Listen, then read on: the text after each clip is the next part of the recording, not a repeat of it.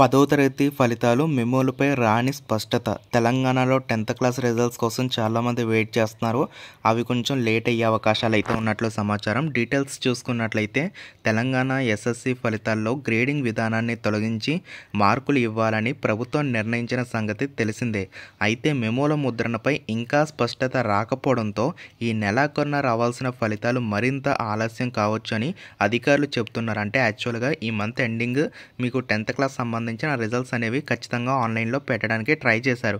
కానీ కొన్ని అనివార్య కారణాలు, అంటే మనకి ఇక్కడ మెమోస్లో గ్రేడింగ్ విధానాన్ని తొలగించి మార్కులు ఇవ్వాలని చెప్పి ప్రభుత్వం అయితే నిర్ణయించారు కదా. సో దానిపై ఇంకా మనకి స్పష్టత రాకపోవడంతో, అంటే అందులో మనకి ఏ విధమైనటువంటి మార్పులు చేర్పులు చేయాలని చెప్పేసి వాళ్ళకే క్లారిటీ లేదు కాబట్టి మనకి కొంచెం ఆలస్యం అయితే కావచ్చు అని చెప్పి క్లియర్గా చెప్తున్నారు. అంటే ఈ మంత్ మోస్ట్లీ మనకి రిజల్ట్స్ అయితే రాకపోవచ్చు అని చెప్పి వీళ్ళైతే క్లియర్గా చెప్తున్నారు.